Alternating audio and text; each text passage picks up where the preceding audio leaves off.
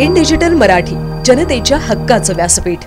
कल्याण डोंबिवली शहर राजकारणाच्या दृष्टीने हॉटस्पॉट झाले आहे। राजकारणात कधीही काही होऊ शकत नाही आणि कोणीही कोणत्याही क्षणी एकत्र येऊ शकते, त्याचंच हे ज्वलंत उदाहरण म्हणायला हरकत नाही।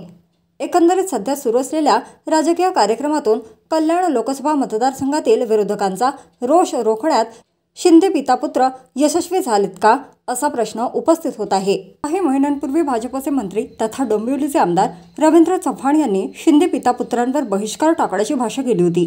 इतकंच नाही तर थेट कल्याण लोकसभेवर भाजपने दावा केला होता। दोन्ही पक्षात पहिली फूट डोंबिवलीमध्येच पडली होती। हे सर्व सुरू असतानाच मनसेचे आमदार राजू पाटील हे शांत कसे, अशी चर्चा सर्वत्र सुरू होती। त्यानंतर मनसे आमदार राजू पाटील यांनी देखील आपल्या रोखठोक शैलीत शिंदे पितापुत्रांवर कायम निशाणा साधला। मात्र अलीकडे राजू पाटील आणि खासदार डॉक्टर श्रीकांत शिंदे हे बैठका आणि अनेक कार्यक्रमांना एकत्रित दिसले, तर आक्रमक झालेले रवींद्र चव्हाण हे सुद्धा आता मोबाईल झाल्याचे दिसून येत आहे।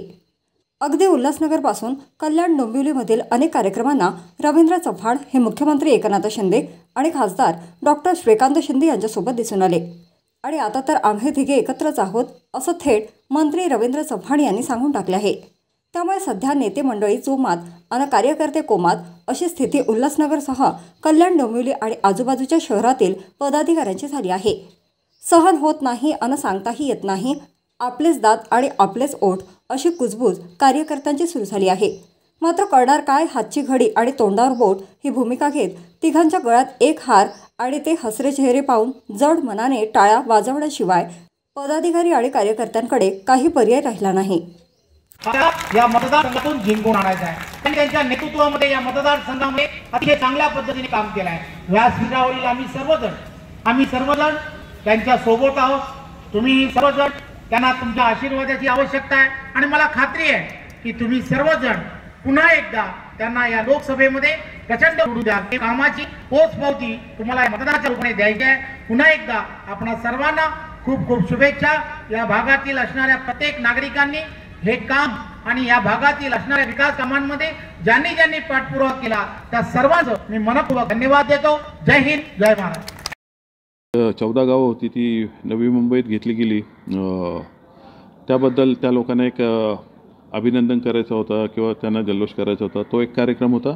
आणि दुसरा कार्यक्रम PWD मंत्री माननीय रवींद्र चव्हाण यांच्याकडे मी मागणी केली होती की माझ्या मतदारसंघातले काही रस्ते जे ZDPच्या अखत्यारीत येतात किंवा KDMCच्या अखत्यारीत येतात त्यांचा अपग्रेड दर्जोन्नती करून PWDमधनं त्यांना निधी देण्यात यावा, कारण ह्या संस्थांकडनं ती कामं होत नव्हती।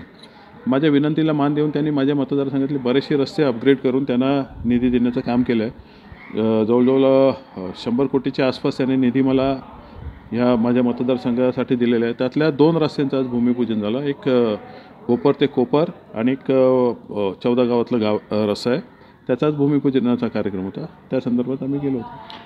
महायुतीत आहात तुम्ही, सहकारी आहात अशी गुगली रवींद्र चव्हाण यांनी टाकली। नाही, विकास कामं जेव्हा करत असतो तेव्हा आम्ही नेहमीच एकत्र असतो, कारण शेवटी ते सरकार आहेत, मी इथला स्थानिक लोकप्रतिनिधी आहे।